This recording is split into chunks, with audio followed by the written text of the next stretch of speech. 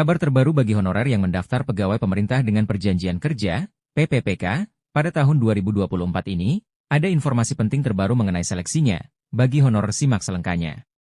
Kabar hari ini yaitu pimpinan Forum Honorer merespons langkah Komisi 2 DPR RI yang memasukkan revisi Undang-Undang Nomor 20 Tahun 2023 tentang Aparatur Sipil Negara, ASN, dalam program legislasi nasional atau Prolegnas tahun 2024 sampai 2029.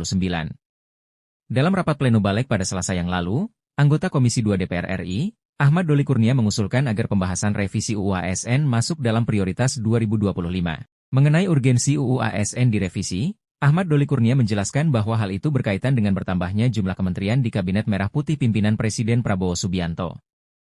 Ahmad Doli menjelaskan, penambahan kementerian dan lembaga berkaitan dengan kebutuhan pengisian ASN. Perlu diketahui bahwa UU ASN mengatur banyak hal, antara lain soal penetapan kebutuhan PNS dan PPPK, penguatan pengawasan sistem merit, kesejahteraan PNS dan PPPK, digitalisasi manajemen ASN, dan penataan non-ASN atau honorer.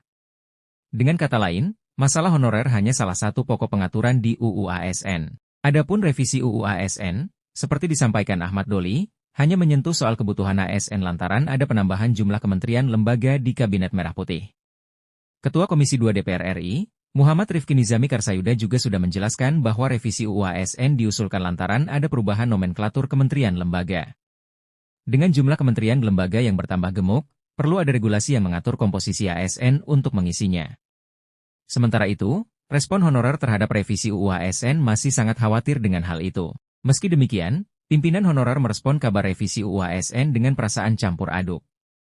Dewan Pembina Forum Honorer K2 Tenaga Teknis Administrasi Nurbaiti sangat khawatir revisi UU ASN menyentuh pasal-pasal yang berkaitan dengan penataan non-ASN. Jika hal tersebut terjadi, kata Bunda Nur, maka bisa mengganggu penyelesaian honorer melalui mekanisme pengangkatan jadi PPPK, yang saat ini sedang berproses. Di sisi lain, Bunda Nur juga berharap, jika revisi UU ASN menyenggol pasal tentang nasib honorer, maka bisa menjadi peluang baik. Jujur saya khawatir sekali ini, kecuali ada pasal khusus lagi buat honorer yang berstatus TMS alias tidak memenuhi syarat bisa ikut seleksi PPPK, tutur Bunda Nur kepada jpnn.com. Dia berharap, revisi UU ASN 2023 memunculkan pasal-pasal baru yang bisa mengakomodasi honorer K2 yang tahun ini gagal ikut seleksi PPPK lantaran persyaratan dan usia. Kalau harus merevisi sebaiknya hanya untuk menambah, bukan menghilangkan pasal yang melindungi honorer, kata Bunda Nurbaiti. Sekian yang dapat admin sampaikan. Terima kasih dan semoga bermanfaat.